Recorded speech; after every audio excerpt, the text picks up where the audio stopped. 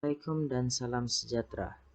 Kami daripada kumpulan 5 ingin membentangkan tentang Akta Perkhidmatan Bomba ataupun Akta 341. Sebelum kita teruskan, tahukah anda tentang Jabatan Bomba dan Penyelamat dan apa itu Jabatan Bomba dan Penyelamat? Jabatan Bomba dan merupakan sebuah organisasi awam atau swasta yang menyediakan perkhidmatan memadam serta meredakan bencana kebakaran mengikut tahap penguatkuasaan sama ada pembandaran, mukim, daerah, negeri, atau kebangsaan.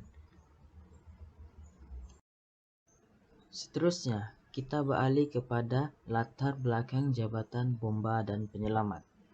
Pada 1976, Jabatan Bomba dan Penyelamat telah ditubuhkan oleh kerajaan. Pada masa ini, tiada akta khusus yang mentadbir, mengurus dan mengelola Jabatan Perkhidmatan Bomba Malaysia. Jabatan Perkhidmatan Bomba Malaysia atau lebih dikenali sebagai JPBM ditubuhkan menerusi penyatuan Jabatan Bomba negeri-negeri di semenanjung Malaysia. Dan pada 1977, Jabatan Bomba Pembandaran Kuala Lumpur, Pulau Pinang dan Melaka menyertai Jabatan Perkhidmatan Bomba Malaysia. Seterusnya, Jabatan Perkhidmatan Bomba Negeri Sabah dan Sarawak menyertai Jabatan Bomba dan Penyelamat Malaysia. Ini bermaksud Jabatan Bomba dari Semenanjung dan Borneo telah bergabung dalam JPBM. Sejak penubuhan Jabatan Perkhidmatan Bomba Malaysia, tiada akta khusus yang mentadbir, mengurus dan mengelola Jabatan Perkhidmatan Bomba Malaysia. Seterusnya, sejarah penghujatan Akta 341. Pada 1974, draft Akta Bomba dan Akta Pencegahan dikemukakan kepada Kementerian Perumahan dan Kerajaan Tempatan. Pada 1978, draft Akta Bomba dan Pencegahan dan Kebakaran disediakan oleh Peguam Negara. Dan pada 1980, draft Akta Bomba yang baru disediakan dan diantar kepada Penasihat Undang-Undang Kementerian Perumahan dan Kerajaan Tempatan. Dan pada 1981, Penasihat Undang-Undang Kementerian mencantumkan Akta Bomba dan Akta Pencegahan Kebakaran. Dan pada Mac 1988, rang undang-undang dibentangkan di Parlimen. Dan 11 Mei 1988, rang undang-undang dipersetujui oleh Yang di-Pertuan Agong. Dan pada 9 Jun 1988, tarikh proses diwartakan. Dan pada 1 Januari 1989, tarikh penguatkuasaan bagi Akta 341. Seterusnya, tujuan Akta 341 diwujudkan supaya Jabatan Bomba dapat berfungsi dengan cekap dan berkesan bagi melindungi manusia dan harta benda daripada risiko kebakaran, serta memberi kuasa kepada pelbagai pegawai bomba dan memperuntukkan keperluan kebajikan dan perlindungan kepada pegawai bomba, akhir sekali memperuntukkan tata susila dan lain-lain. Akta Perkhidmatan Bomba 1988 terbahagi kepada 9 bahagian dan 63 seksyen. Bahagian pertama iaitu permulaan, bahagian kedua iaitu pentadbiran, bahagian ketiga iaitu penghapusan bahaya kebakaran, bahagian keempat air dan pihili bomba, bahagian kelima perakuan bomba, bahagian ke-6 penguatkuasaan, bahagian ke-7 siasatan tentang kebakaran, dan bahagian ke-8 kumpulan wang kebajikan, dan akhir sekali bahagian ke-9 iaitu pelbagai.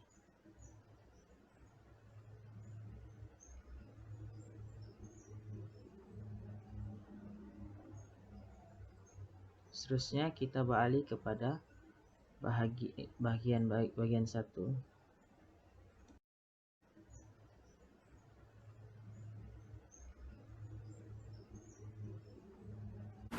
Assalamualaikum warahmatullahi taala wabarakatuh dan selamat sejahtera. Saya akan menerangkan bahagian 1 hingga bahagian 3 dalam Akta Perkhidmatan Bomba 1988. Okey, pada bahagian pertama iaitu penggunaan mempunyai 2 seksyen, iaitu seksyen pertama dan seksyen kedua. Bagi seksyen pertama, tajuk ringkas dan mula berkuat kuasa. Akta ini boleh dinamakan Akta Perkhidmatan Bomba 1988. Akta ini hendaklah mula berkuat kuasa pada tarikh yang ditetapkan oleh Menteri melalui pemberitahuan dalam Warta, dan tarikh yang berlainan boleh ditetapkan pada bagi mula berkuat kuasa. Peruntukan yang berlainan dalam akta ini di Semenanjung Malaysia, Sabah dan Sarawak. Seksyen yang kedua ialah tafsiran. Dalam Akta Perkhidmatan Bomba 1988 ni dia ada banyak tafsiran, tapi saya akan ambil 5 contoh sahaja. Yang pertama iaitu pihak berkuasa air. Artinya mana-mana orang atau badan yang diberi kuasa atau dikehendaki di bawah mana-mana undang-undang tertulis untuk membekalkan air dan mengenakan caj bagi bekalan tersebut. Yang kedua ialah premis, termasuklah rumah, bangunan atau bahagian sesuatu bangunan, tanah, temenin, isemen daripada apa-apa pemegangan, sama ada terbuka atau terkepung, sama ada terdapat binaan atau tidak, sama ada awam atau persendirian, dan sama ada diselenggara di bawah kuasa berkanun atau tidak. Yang ketiga, premis ditetapkan. Artinya premis yang menggunakan saiz atau tempatnya telah ditetapkan di bawah Seksyen 27 bagi maksud pengeluaran perakuan bomba. Keempat iaitu tafsiran tugas khas. Apa-apa tugas atau perkhidmatan yang diberikan oleh mana-mana pegawai bomba bantuan atau pegawai bomba sukarela selain tugas menentang kebakaran atau kecemasan sebagaimana yang dibenarkan oleh Ketua Pengarah di bawah Seksyen 50. Dan yang terakhir ialah vessel. Sebutan dia VESEL. Termasuklah setiap jenis vessel, steam atau layar, hak, jong, bot, sampan atau apa-apa jenis rakit yang digunakan untuk mengangkut orang atau benda melalui air atau untuk penstoran. Yang seterusnya kita akan pergi kepada bahagian 2 iaitu bahagian pentadbiran. Dalam bahagian ini ada 5 seksyen sambungan seksyen 3 hingga seksyen 7. Seksyen 3, Jabatan Bomba dan Penyelamat serta pegawai-pegawainya. Hendaklah ada seorang Ketua Pengarah Bomba dan Penyelamat dan beberapa orang timbalan Ketua Pengarah Bomba dan Penyelamat, pengarah bomba dan penyelamat serta pegawai bomba lain sebagaimana yang perlu bagi jabatan itu berfungsi dengan berkesan dan cekap. Yang kedua, maka hendaklah ada seorang pengarah bomba dan penyelamat bagi setiap negeri dalam Malaysia. Yang ketiga, pelantikan ketua pengarah dan tiap-tiap timbalan ketua pengarah hendaklah disiarkan dalam warta. Dan yang terakhir, tiap-tiap pegawai bomba hendaklah tertakluk kepada kawalan dan arahan ketua pengarah. Kita pergi kepada seksyen seterusnya iaitu seksyen 4, pelantikan pegawai bomba bantuan. Ketua pengarah boleh dengan persetujuan menteri melantik beberapa orang pegawai bomba bantuan bagi setiap negeri atas apa-apa terma dan syarat sebagaimana yang ditetapkan. Ketua pengarah boleh menaikkan pangkat pegawai bomba bantuan.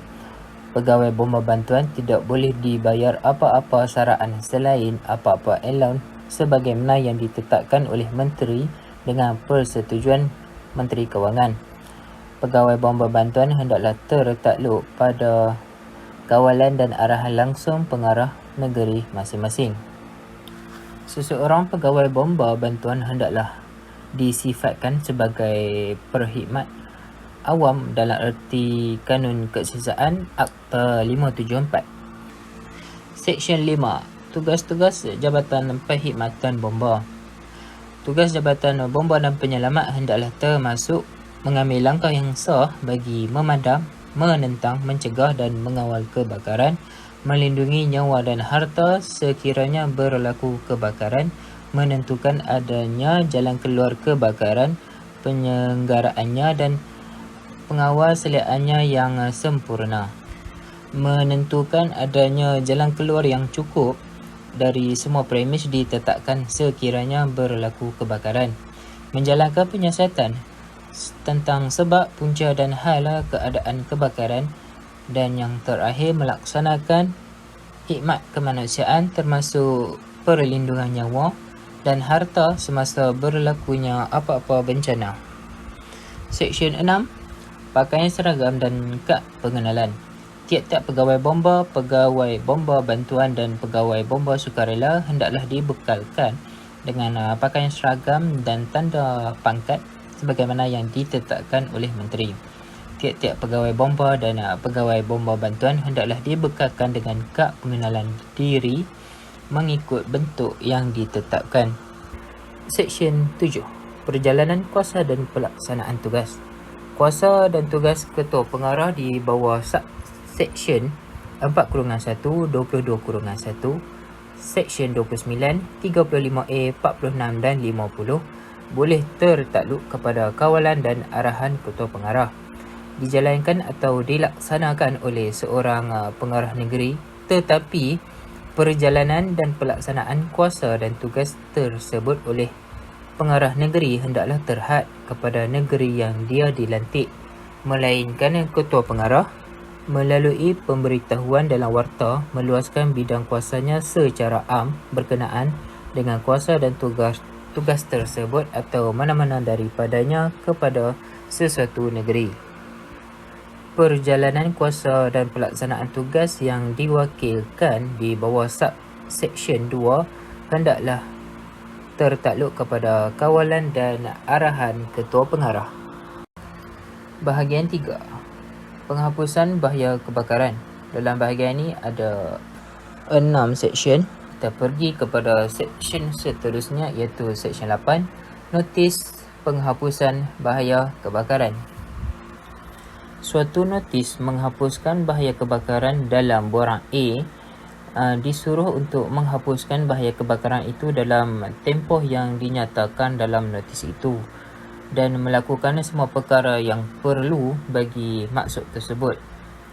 Jika Ketua Pengarah fikirkan bahawa bahaya kebakaran itu mungkin akan berulang lagi, maka dia juga boleh melalui notis menghapuskan bahaya kebakaran di bawah Seksyen dalam kurungan 1 atau melalui notis menghapuskan bahaya kebakaran.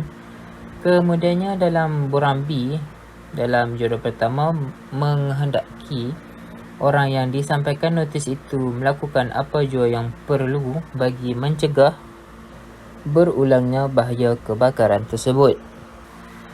Seksyen 9. Kuasa Ketua Pengarah untuk menghapus bahaya kebakaran di premis kosong atau tidak didiami.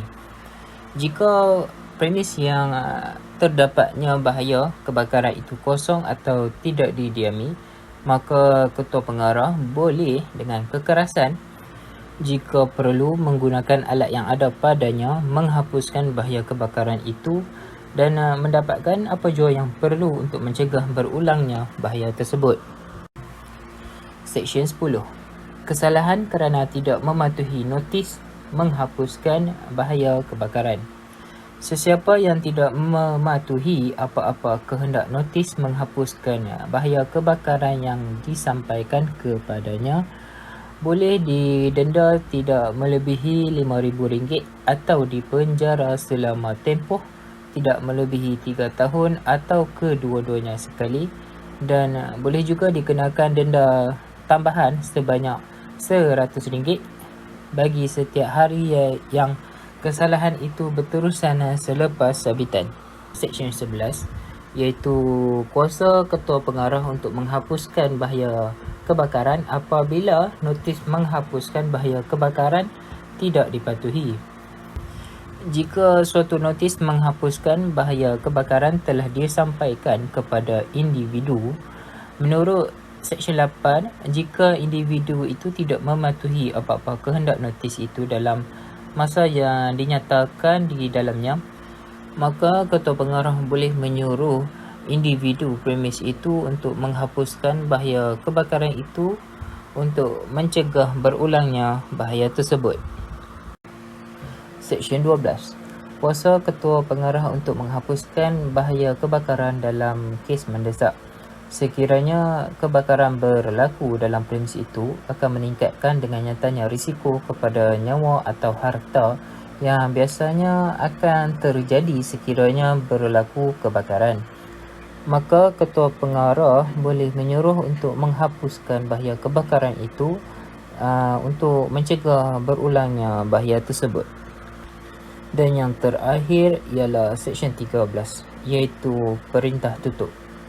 Jika suatu notis menghapuskan bahaya kebakaran telah disampaikan kepada seorang individu, maka ketua pengarah berpendapat bahawa adalah perlu untuk melarang apa-apa penggunaan premis itu yang boleh pada materialnya meningkatkan kemungkinan berlakunya kebakaran atau bahaya kepada nyawa dan harta akibat daripada berlakunya kebakaran di dalam atau di atas premis itu atau premis lain. Maka ketua pengarah boleh dengan cara membuat aduan memohon kepada mahkamah bagi suatu perintah tutup. Okey, kita akan sambung kepada bahagian 4. Seterusnya, kita akan tengok bahagian 4 iaitu air dan pilih bomba. Di bawah bahagian ini mengandungi Seksyen 22, 23, 24, 25, 26. Seksyen 22 ialah penstoran air dalam premis untuk tujuan menentang kebakaran. Ketua pengarah boleh atau bagi maksud memastikan adanya penstoran air yang cukup di tempat yang sesuai di suatu premis menggunakan apa-apa arahan kepada mana-mana orang yang mengawal atau penemunya premis tersebut supaya menyediakan kemudahan dan bekalan air untuk tujuan menentang kebakaran. Dengan syarat bahawa subseksyen ini tidaklah terpakai bagi pihak berkuasa air. Seksyen 23 pula notis bagi kerja yang menjejaskan pilih bomba. Tiada seorang pun selain pihak berkuasa air dan ejennya boleh memulakan atau menjalankan atau membenarkan atau mengarahkan permulaan atau penjalanan. Seterusnya, Seksyen 24 iaitu kewajipan pihak berkuasa air memberitahu pengarah negeri tentang apa-apa tindakan yang menjejaskan aliran air ke pilih bomba. Jika pihak berkuasa air memutuskan hendak mengambil apa-apa tindakan atau melakukan apa-apa perbuatan kerja yang akan atau mungkin akan mengurang atau menghentikan aliran air ke mana-mana pilih bomba, maka adalah menjadi kewajipan pihak berkuasa air itu memberitahu pengarah negeri yang berkenaan mungkin selepas keputusan itu dibuat. Seterusnya, Seksyen 25 iaitu kuasa memasang plat tempat pilih bomba. Setelah memberi 7 hari notis secara bertulis kepada penemunya mana-mana harta yang terletak berhampiran dengan pilih bomba, ketua pengarah boleh menyebabkan suatu plat yang menunjukkan tempat pilih bomba itu dipasangkan pada mana-mana bahagian harta tersebut. Seterusnya, Seksyen 26 iaitu menyembunyikan dan menyalahgunakan pilih bomba. Mana-mana orang yang menutup, mengepung atau menyembunyikan mana-mana pilih bomba hingga menjadikan tempatnya sukar dipastikan atau mengganggu mana-mana pilih bomba atau menggunakan pilih bomba selain tujuan menentang kebakaran melakukan suatu kesalahan. Disambungkan lagi dengan bahagian 5 iaitu perakuan bomba. Di bawah bahagian ini terdapat 9 seksyen. Pertamanya ialah Seksyen 27 iaitu kuasa ketua pengarah untuk menentukan dan menetapkan penggunaan saiz atau tempat tertentu sesuatu premis. Ketua pengarah boleh melalui perintah yang disiarkan dalam warta menentukan dan menetapkan penggunaan saiz atau tempat tertentu premis bagi maksud pengeluaran perakuan bomba di bawah akta ini. Seterusnya, Seksyen 27 iaitu Organisasi Keselamatan Kebakaran di premis ditetapkan. Penghuni atau orang yang mempunyai pengurusan sepenuhnya ke atas premis ditetapkan hendaklah menubuhkan suatu organisasi keselamatan kebakaran. Seksyen 28 pula keperluan bagi perakuan bomba. Tiap-tiap premis ditetapkan hendaklah memerlukan suatu perakuan bomba. Suatu perakuan bomba boleh dibaharui setiap tahun. Lepas tu, Seksyen 29 iaitu permohonan dan pengeluaran perakuan bomba. Sesuatu permohonan bagi perakuan bomba berkenaan dengan mana-mana premis ditetapkan hendaklah dibuat kepada Ketua Pengarah mengikut bentuk yang ditetapkan. Seksyen 30, bentuk perakuan bomba. Tiap-tiap perakuan bomba yang dikeluarkan berkenaan dengan mana-mana premis ditetapkan hendaklah mengikut bentuk yang ditetapkan. Seksyen 31, menetapkan fee bagi pengeluaran perakuan bomba. Ketua Pengarah boleh menetapkan fee yang kena dibayar bagi pengeluaran perakuan bomba dan caj bagi pemeriksaan mana-mana premis ditetapkan yang baginya perakuan itu dikeluarkan. Seksyen 32 pula perubahan keadaan yang menjejaskan kecukupan kelengkapan menentang kebakaran atau perpasangan keselamatan kebakaran. Selagi sesuatu perakuan bomba ada berkuat kuasa berkenaan dengan mana-mana premis, Ketua Pengarah boleh menyebabkan mana-mana bahagian premis yang berkenaan diperiksa pada bila-bila masa yang munasabah bagi maksud memastikan sama ada terdapat perubahan keadaan yang disebabkan olehnya kelengkapan menentang kebakaran atau perpasangan keselamatan kebakaran telah menjadi tidak mencukupi berhubungan dengan apa-apa penggunaan premis yang diluputi oleh perakuan tersebut. Seksyen 33 pula, kesalahan berhubungan dengan perakuan bomba. Jika tidak perakuan bomba berkuat kuasa berkenaan dengan mana-mana premis ditetapkan, maka pemunya premis tersebut melakukan sesuatu kesalahan dan boleh apabila disabitkan didenda tidak melebihi RM50,000 atau dipenjarakan selama tempoh tidak melebihi 5 tahun atau kedua-duanya. Seksyen 34 pula, hak Melayu. Mana-mana orang yang terkilan dengan keengganan Ketua Pengarah untuk mengeluarkan perakuan bomba di bawah Subseksyen 29(4). Seksyen 35 pula, kuasa mahkamah melarang atau menyekat penggunaan premis tertentu. Seksyen 36 pula, berayuan terhadap perintah larangan atau keengganan membuat perintah larangan. Seterusnya bahagian 6 iaitu penguatkuasaan. Di bawah bahagian ini terdapat 8 seksyen. Pertamanya 37, Seksyen 37 iaitu penguatkuasaan akta. Ia adalah menjadi kewajipan Ketua Pengarah untuk menguatkuasakan peruntukan akta ini. Seksyen 38 pula, kuasa untuk masuk, iaitu seseorang pegawai diberi kuasa boleh bersama-sama dengan mana-mana orang lain yang difikirkan perlu oleh pegawai itu serta memasuki mana-mana premis. Seksyen 39 pula, sekatan ke atas pendedahan maklumat. Mana-mana orang yang mendedahkan selain pada melaksanakan tugasnya atau bagi maksud apa-apa prosiding undang-undang termasuk timbang tara atau bagi maksud sesuatu laporan di mana-mana prosiding tersebut, apa-apa maklumat yang diperolehnya berhubungan dengan apa-apa proses penghilangan atau apa-apa threat semasa menjalankan kuasa yang diberi kepadanya oleh seksyen ini semasa melakukan sesuatu kesalahan. Seksyen 40 pula, kuasa untuk menangkap tanpa waran. Seksyen 41 pula, kuasa bagi penyiasatan. Mana-mana pegawai diberi kuasa adalah mempunyai kuasa untuk menyiasat pelakuan apa-apa kesalahan di bawah akta ini. Seksyen 42 pula, kuasa menghendaki kehadiran saksi.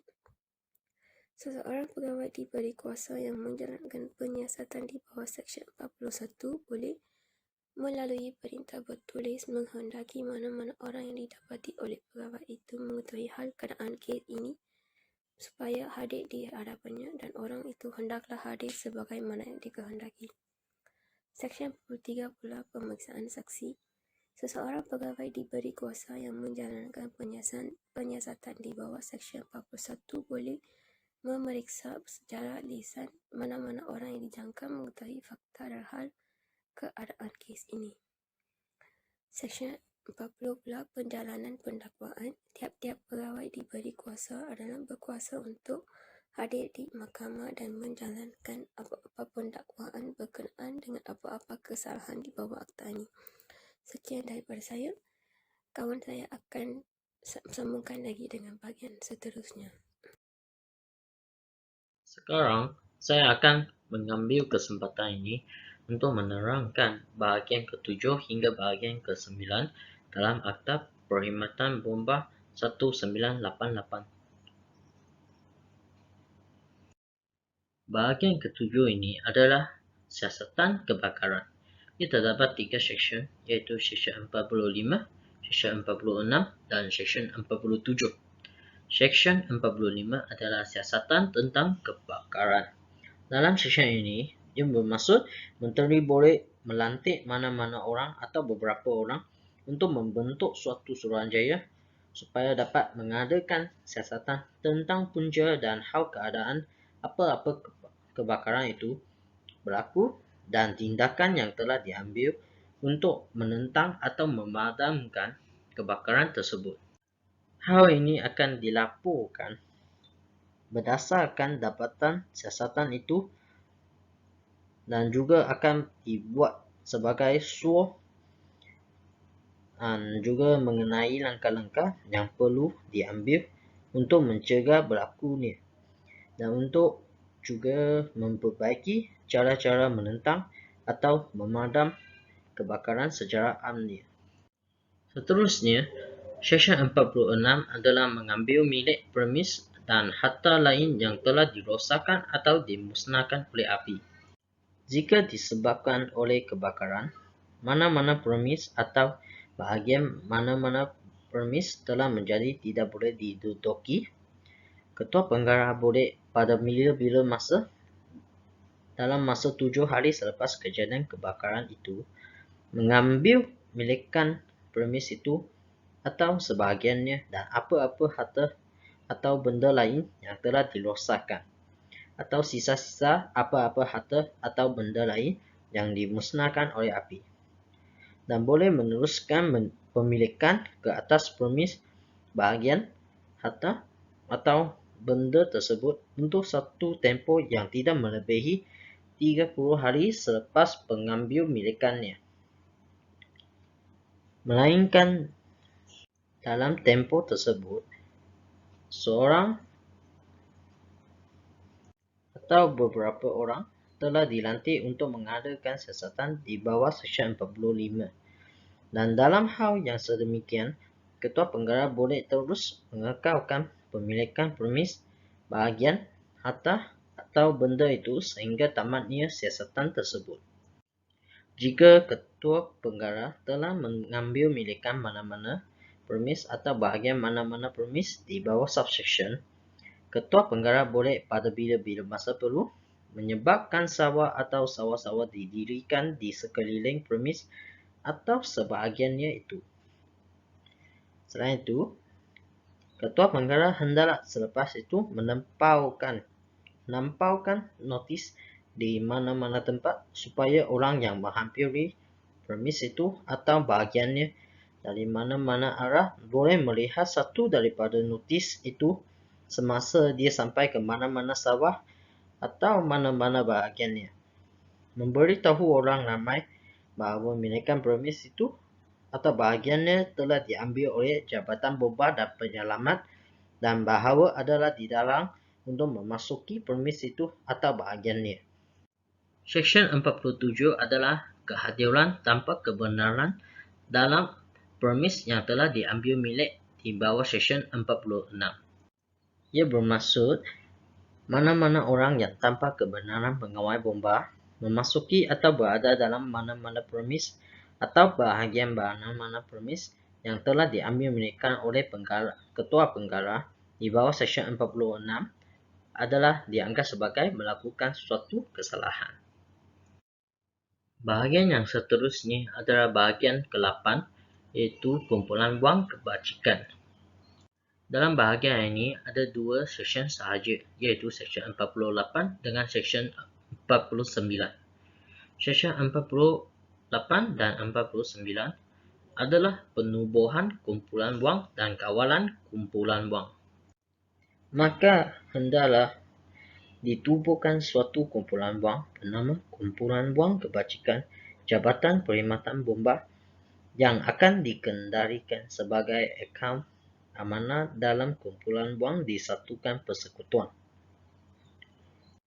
Kumpulan wang itu hendaklah terdiri daripada semua dendaan yang dikenakan ke atas pengawal bomba dalam mana-mana prosiding tata tertib atau semua jumlah wang dan harta lain yang diberi kepada pengawal bomba dan dilucuhkan atas perintah mahkamah ataupun derma atau hadiah yang diberikan kepada kumpulan wang atau anggota perseorangan jabatan bomba dan penyelamat masing-masingnya dan diterima oleh ketua pengarah dan sebagainya.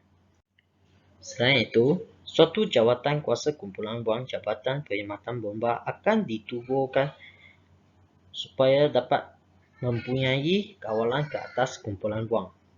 Jabatan kuasa hendaklah terdiri daripada anggota berikut, iaitu Ketua Pengarah sebagai pengerusi, 2 pengawal kanan bomba yang hendak dilantik oleh menteri dan juga 2 orang pengawal awam yang hendaklah dilantik oleh menteri. Tiada mesyuarat jawatan kuasa boleh diadakan jika tanpa kehadiran Ketua Pengarah. Tertakluk kepada adab ini, jawatan kuasa hendaklah mempunyai kuasa untuk mengawal selia prosidingnya. Kumpulan wang hendaklah ditadbir mengikut peraturan-peraturan yang dibuat di bawah akta ini dan digunakan hanya saja untuk memberi pampasan kepada pengawal bomba bagi perkhidmatan tambahan atau khas yang diberi oleh mereka. Malahan, kumpulan wang ini juga boleh digunakan sebagai memberi pinjaman kepada pengawal bomba, bekas pengawal bomba yang telah bersalah dengan pencen, ganjaran atau ilauan lain atau orang yang bergantung sebahagiannya atau keseluruhannya kepada pengawal bomba atau bekas pengawal bomba yang telah mati pada masa kematiannya. Di samping itu, bahagian yang terakhir adalah bahagian ke-9, iaitu pelbagai. Dalam bahagian ini, ia terdapat 14 seksyen, iaitu seksyen 50 hingga seksyen 63. Dan seksyen 50 ini adalah tugas khas dan perbelanjaannya. Dalam seksyen 50 ini, ia bermaksud atas permohonan mana-mana orang, Ketua Pengarah boleh, jika difikirkannya, patut menugaskan mana-mana pengawal diberi kuasa menjalankan tugas khas di dalam, di atas atau di persekitaran mana-mana premis, vessel, kenderaan, pesawat, udara atau mana-mana struktur boleh alih yang dinyatakan oleh pemohon dan bagi masuk itu menyediakan apa-apa kelengkapan sebagaimana yang difikirkannya perlu. Selain itu, pemohon hendaklah membayar kepada Ketua Pengarah bagi perkhidmatan mana-mana pengawal diberi kuasa yang ditugaskan sedemikian dan bagi penggunaan apa-apa kelengkapan yang disediakan itu apa-apa fee sebagaimana yang ditetapkan. Seksyen 51 adalah mengganggu pengawal-pengawal bomba yang melaksanakan tugasnya. Ia bermaksud mana-mana orang yang bersengaja mencaci, menyerang, mengacau, menghalang, menggarang atau mengganggu mana-mana pengawal bomba bantuan atau pengawal bomba sukarela yang bertindak dalam melaksanakan tugasnya atau mana-mana orang lain yang membantu jabatan bomba dan penyelamat di bawah arahan tertentu, ia akan dianggap sebagai melakukan sesuatu kesalahan dan boleh apabila disabitkan, didenda tidak melebihi RM50,000 atau dipenjarakan selama tempoh tidak melebihi 5 tahun atau kedua-duanya. Seksyen 52 adalah kegagalan mematuhi peraturan. Dalam seksyen ini, ia bermaksud mana-mana orang yang tidak mematuhi apa-apa arahan yang diberikan oleh seorang pegawai diberi kuasa yang menjalankan tugasnya di bawah akta ini melakukan suatu kesalahan. Seksyen 53 adalah pemakaian pakaian seragam tanpa kebenaran. Dalam seksyen ini, mana-mana orang yang bukannya pengawal bomba atau pengawal bomba bantuan yang memakai apa-apa pakaian seragam jabatan bomba dan penyelamat atau apa-apa pakaian yang mempunyai tanda khas atau yang mungkin disalahkan sebagai apa-apa pakaian seragam sedemikian melakukan suatu kesalahan. Seksyen 54 adalah pemalsuan dokumen, pernyataan palsu dan lain-lain. Ia bermaksud mana-mana orang yang dengan niat hendak memperdaya, membuat atau memalsukan sesuatu perakuan bomba atau ada dalam milikannya suatu perakuan bomba tanpa kebenaran atau semasa membuat permohonan bagi perakuan bomba, membuat apa-apa pernyataan atau memberi apa-apa maklumat yang diketahuinya sebagai palsu dalam bukti material atau dengan melulu membuat apa-apa pernyataan atau memberi apa-apa maklumat yang nyata palsu. Selain itu, ada dua lagi contoh, iaitu tak kalah berupa mematuhi apa-apa kewajipan untuk memberi maklumat di bawah akta ini, memberi apa-apa maklumat yang diketahuinya sebagai palsu dalam bukti material atau dengan melulu memberi apa-apa maklumat yang nyata palsu. Selain itu, contoh yang terakhir adalah membuat apa-apa catatan yang diketahuinya sebagai palsu dalam bukti material dalam apa-apa daftar, buku, notis atau dokumen lain yang dikehendaki disimpan, disampaikan atau diberi di bawah akta ini. Semua contoh ini adalah dianggap sebagai melakukan suatu kesalahan. Seksyen 55 ini adalah kesalahan-kesalahan berkenaan peja kebakaran. Dalam seksyen 55 ini, mana-mana orang yang merosakkan, menyembunyikan, mengaktifkan atau menyahatifkan mana-mana penggera kebakaran tanpa sebab yang munasabah adalah dianggap sebagai melakukan suatu kesalahan. Seksyen 56 adalah memberi laporan palsu mengenai kebakaran. Ia bermaksud mana-mana orang yang bersengaja memberikan atau menyebabkan diberikan suatu laporan palsu mengenai kebakaran atau bencana lain melakukan suatu kesalahan dan boleh apabila disabitkan, didenda tidak melebihi RM20,000 atau dipenjarakan selama tempoh tidak melebihi 3 tahun atau kedua-duanya. Seksyen 57 adalah kesalahan-kesalahan oleh protuberan.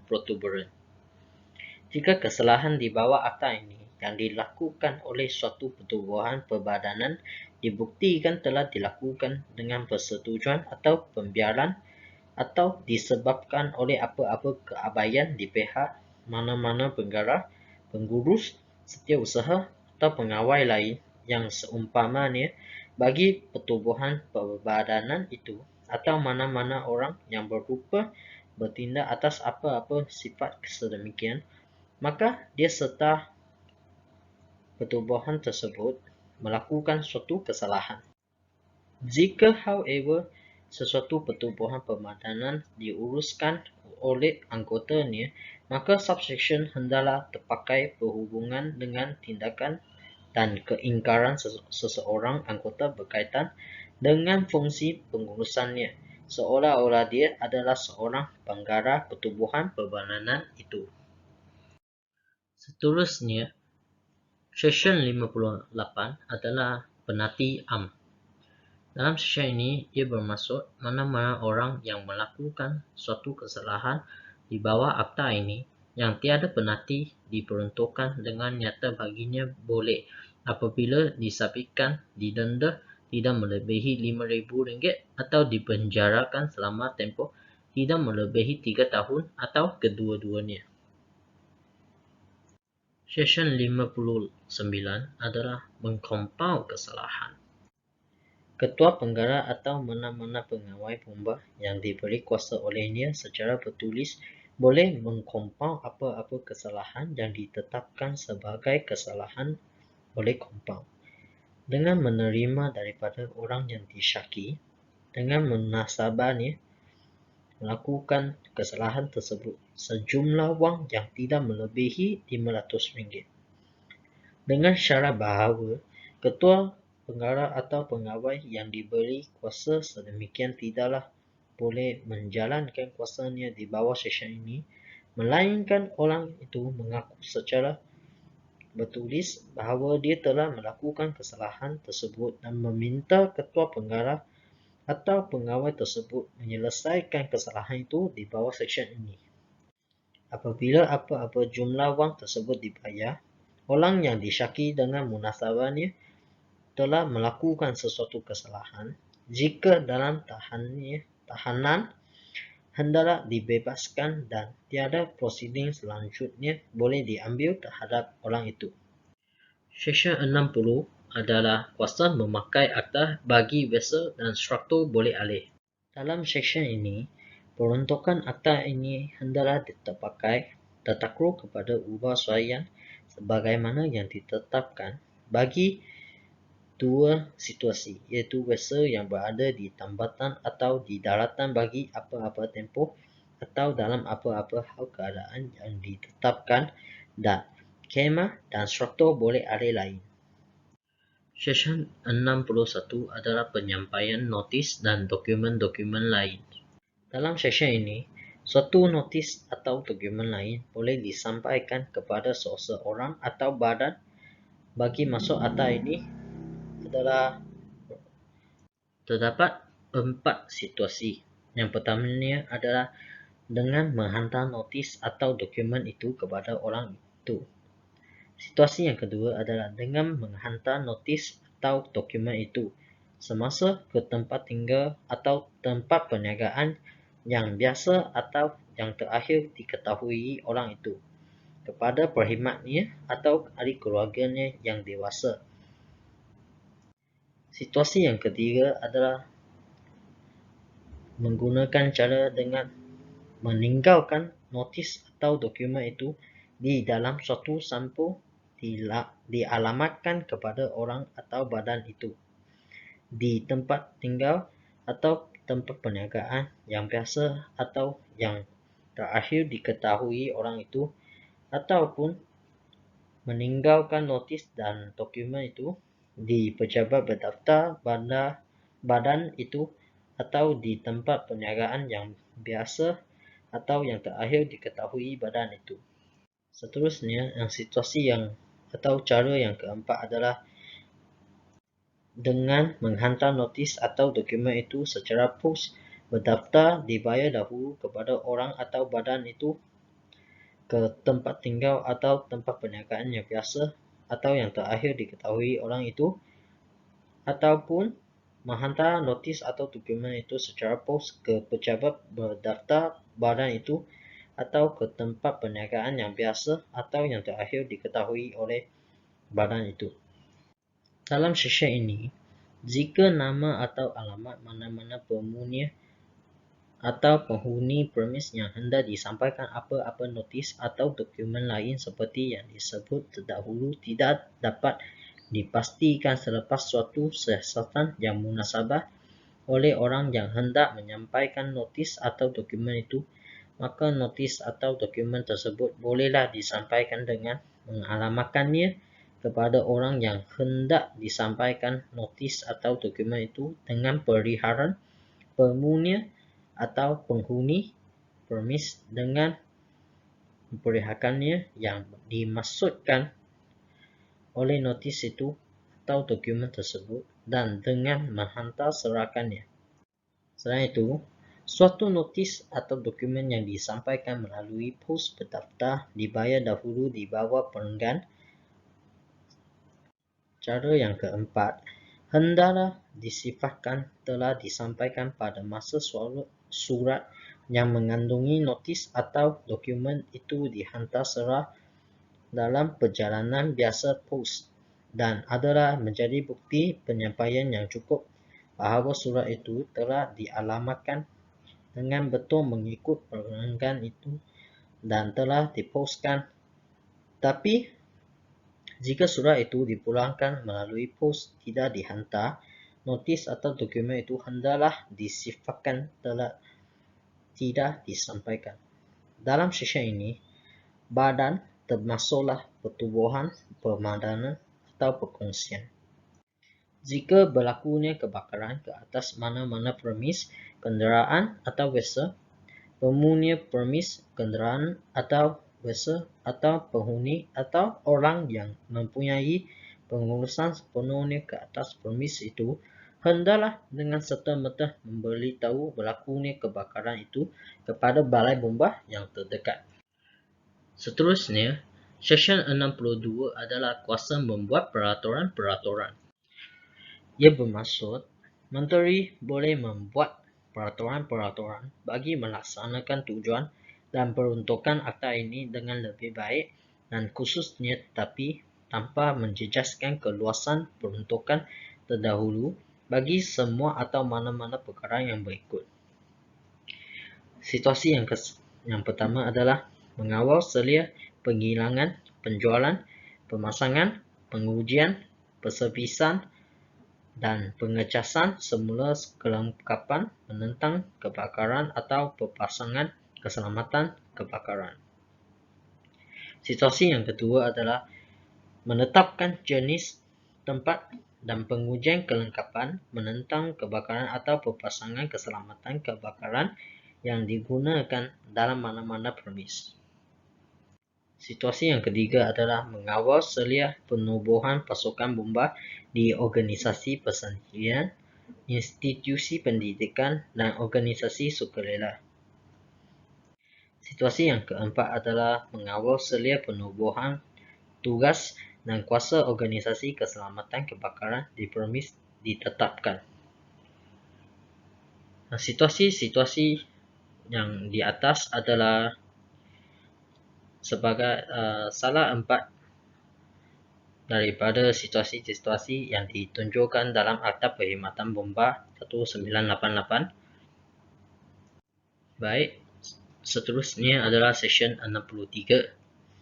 Seksyen 63 adalah pemansuhan Akta 171 dan Sabah 1271. Bahagian ke-10 Akta Kerajaan Tempatan 1976 iaitu Akta 171 adalah dimansuhkan. Selain itu, Enemen Perkhidmatan Bomba bagi negeri Sabah adalah juga dimansuhkan.